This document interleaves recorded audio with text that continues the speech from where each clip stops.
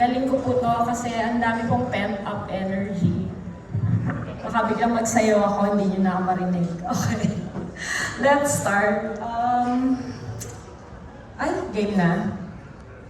Ayan. Why isn't it showing? I can see my prompt. Okay, there we go. My talk is in PDF. So, if you will excuse the presentation, it's not... For those of you who've heard me speak, this is not what you're probably used to in terms of presentation. Before I begin, I would like to acknowledge... Ay, kuya, hindi siya... Kalahati lang siya. Pwede mo kitaas. So I'd like to acknowledge, of course, my institution, UP, and then specifically UP CVM. The International Congress for Zookeeping, or Zookeepers, it's a consortium of zookeeper associations in the world who has been helping keepers in the Philippines progress in terms of professionalism and training. And then we have the Association of Keepers and Trainers of the Philippines who want to professionalize zookeepers in the Philippines. In the Philippines kasi po, we consider zookeepers as equivalent to tagalinis lang, no? And this has to change because they are sentinels in OneHealth, no? And another institution I would like to thank is Lastica Foundation Incorporated, which has been instrumental in my growth as a veterinarian, but also in the growth of the conservation, medicine and conservation work in the Philippines. So you can visit their place in the South Capitol Road here in Negros. It's just beside the Capitol Plaza. Next. Okay, outline po ng ating presentation. We'd like to talk about zoo evolution and then find out where are we in this evolution. No? Nasaan ba po ang Pilipinas? Next is we need to connect the role of zoos and biodiversity conservation in the Philippines.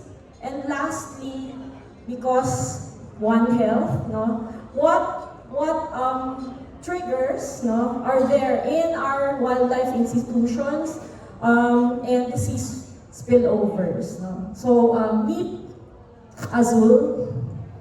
Apo ko po si Azul. No? So, my first case, when after graduation was there's a trio of sailfin lizards, which was my first case in the Negros Forest Park. And after we were able to discover how we can treat them and manage them, we were greeted by babies. No? And Azul is one of the babies that we were able to produce. Some of Azul's siblings have been then released to the wild. Okay, so first we talk about zoo evolution. This is a short 3-slide discussion. So, progression and evolution. No? First, we start in the 11th century when William the Conqueror brought in strange beasts from the places he has conquered. No?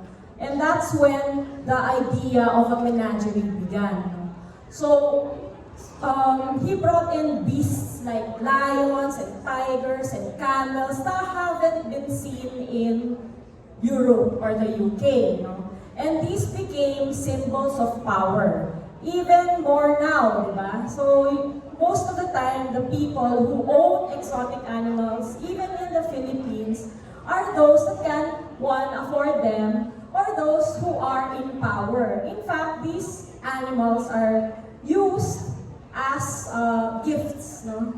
To people whom we want to have influence over. No? So, the age of menagerie started in the 11th century and more or less ended in the 1911, no? When zoos began. And during that time, the theme was taxonomic to showcase the different species of animals we have in the world.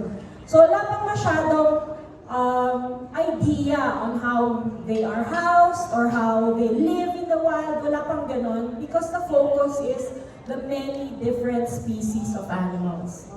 So the subject is diversity of species and their adaptations. Kasi, bakit ba mahaba yung trunk ng elephant, for instance, no?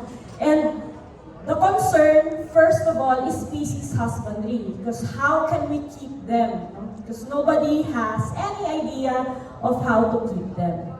Ay, sir, wag masyadong malapit. May sugat yung legs ko. Okay. Gumulong po ako sa surf nung may dolphin stranding. Okay.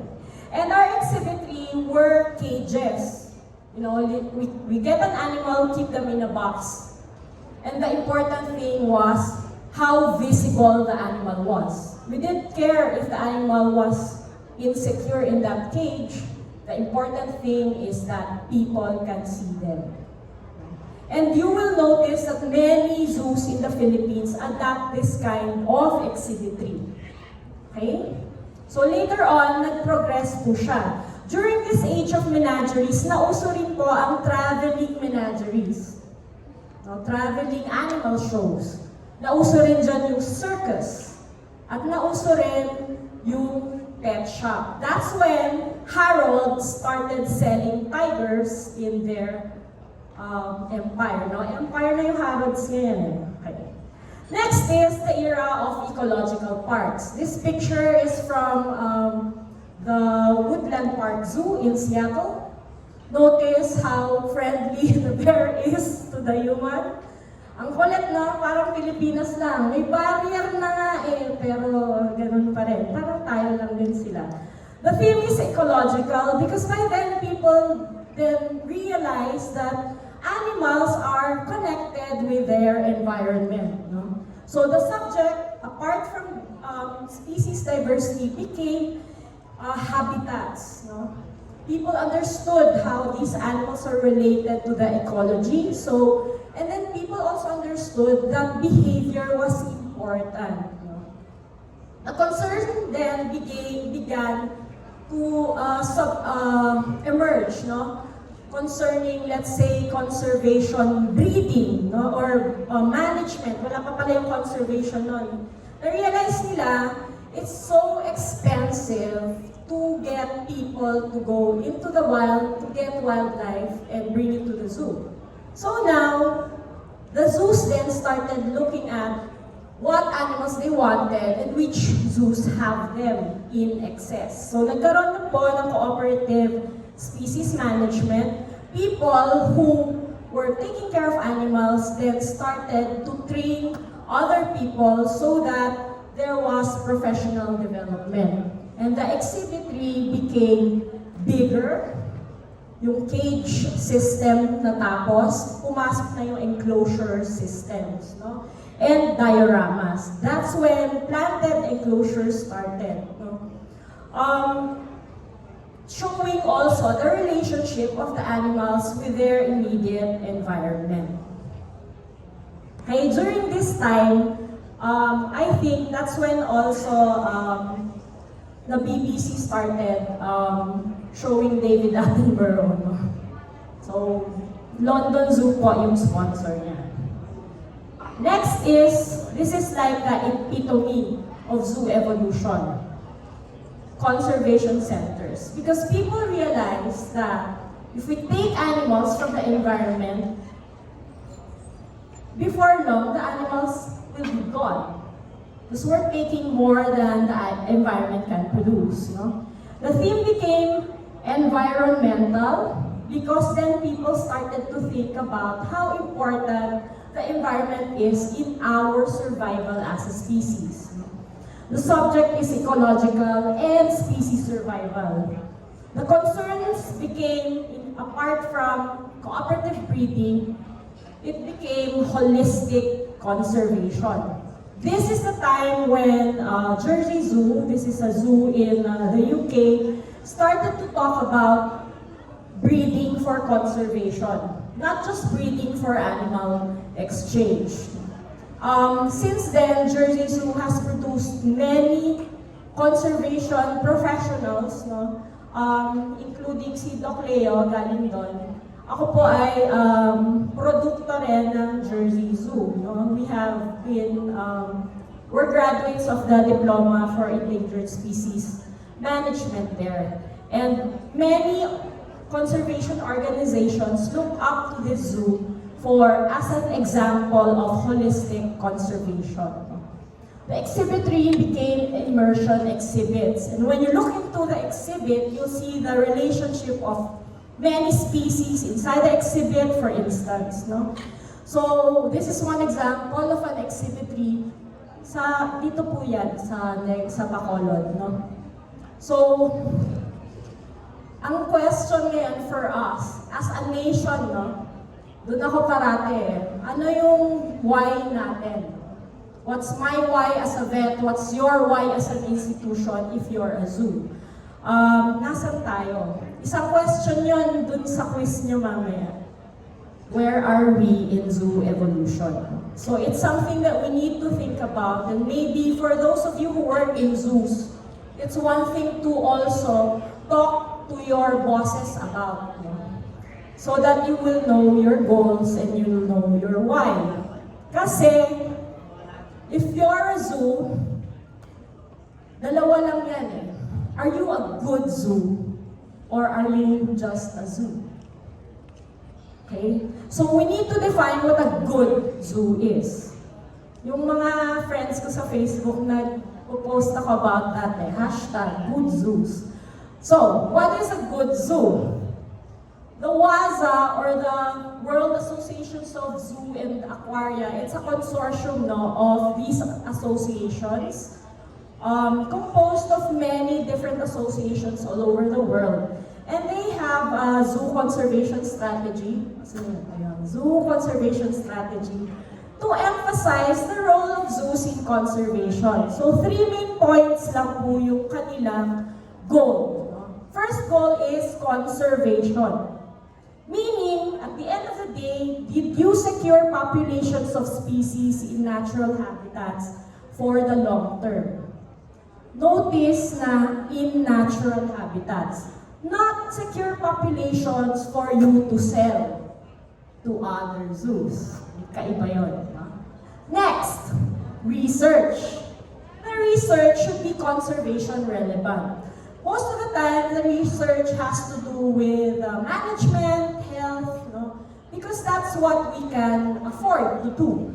But many zoos who have gone over and beyond are now doing research in situ, where the animals in their collections came from. We have people working from the Zoological Society of London, working in the Philippines, for instance, to help in situ conservation efforts for the Tamaraw program. They don't have Tamaraw in London Zoo, but they're helping Mindoro and the organizations on Mindoro to help save the Tamaraw.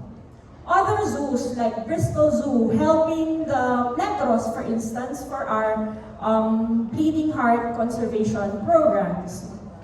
And then education. In reality, education is the minimum zoos can do. And education can be achieved, let's say, by keeping your animals properly.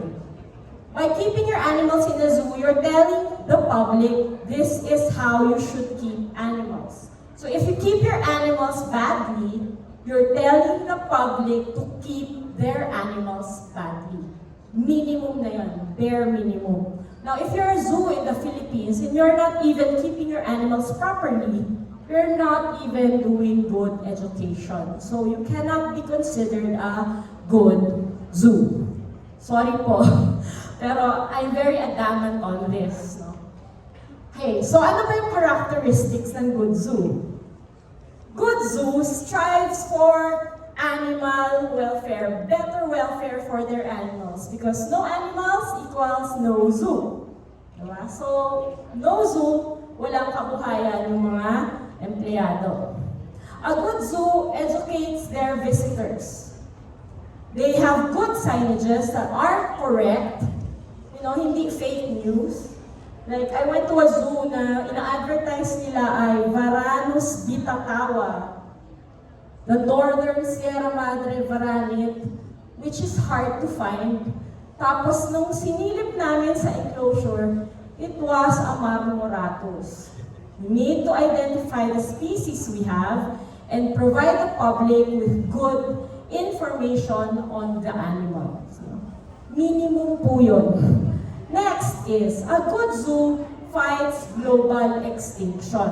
Meaning, we take care of our animals in the zoo so that we won't have to find another animal para hindi siya mamatay sa zoo natin. Because if it dies, then we'll have to find an animal, import it, kasi may sign tayo saying, elephant.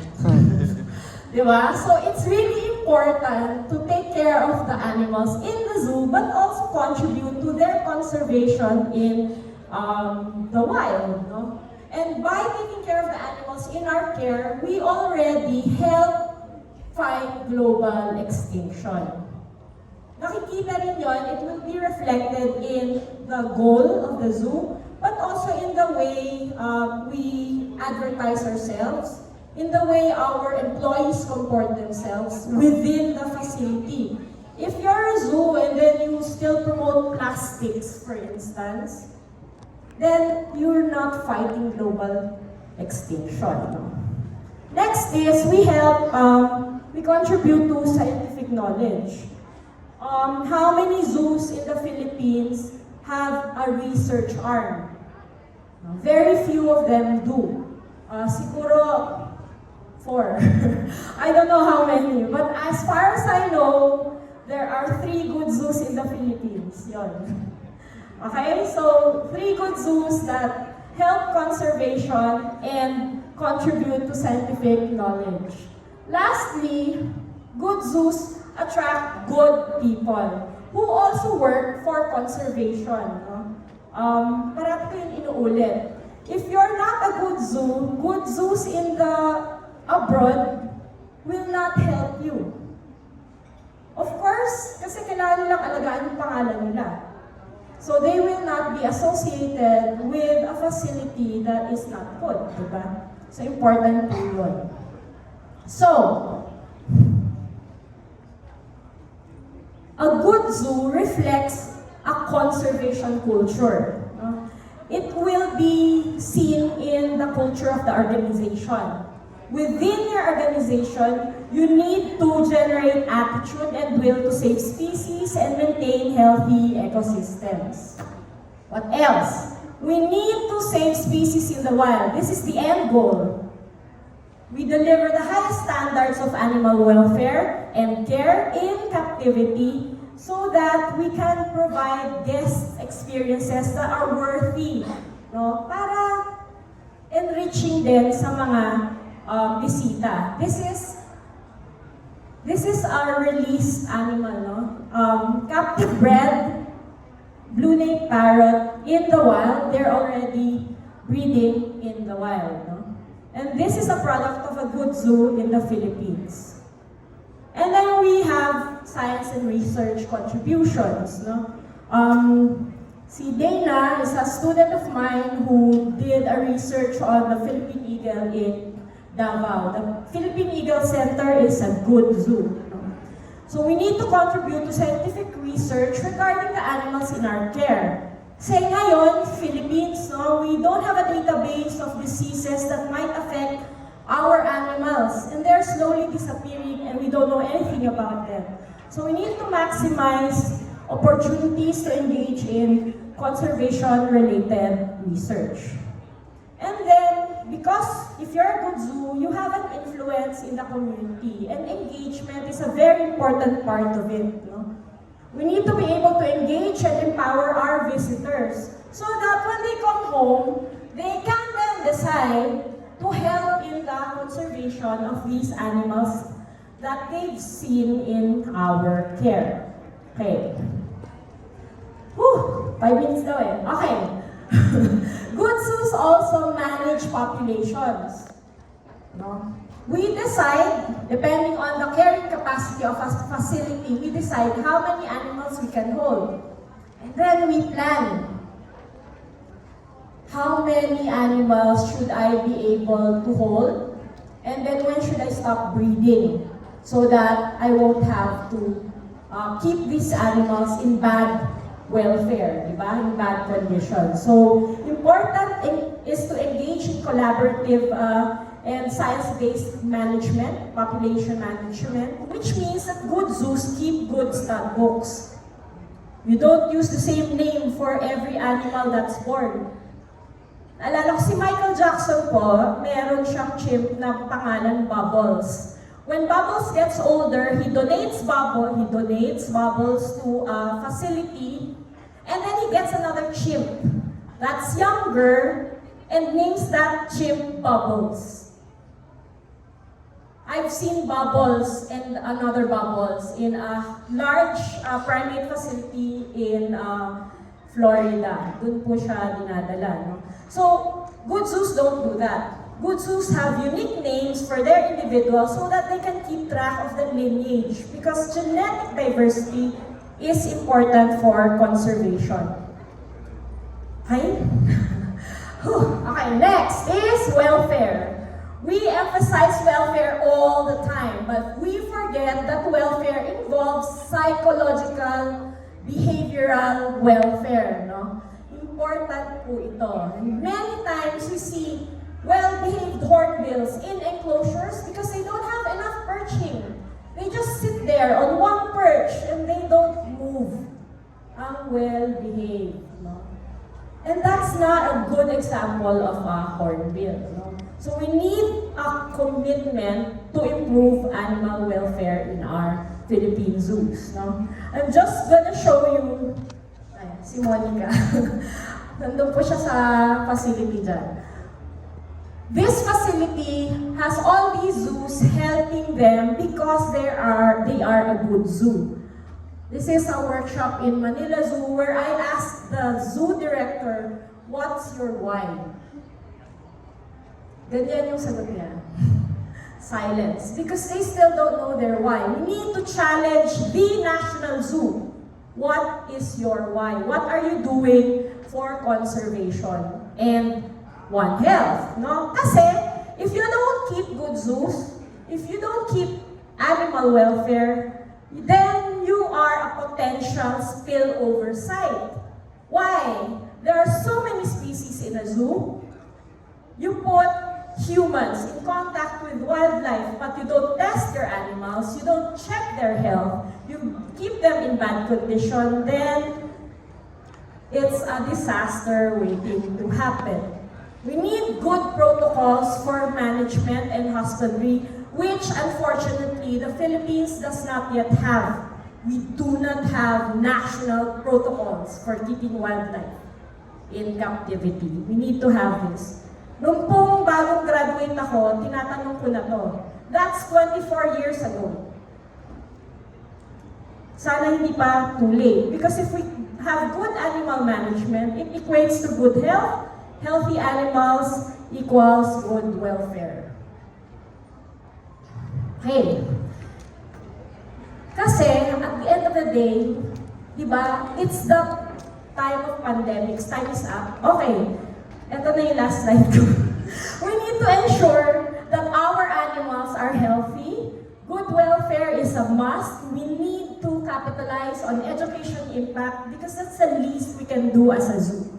Okay? So yun lang po. Salamat. This is my email if you have questions. And you can approach me naman po later if you have further questions. Yun lang po.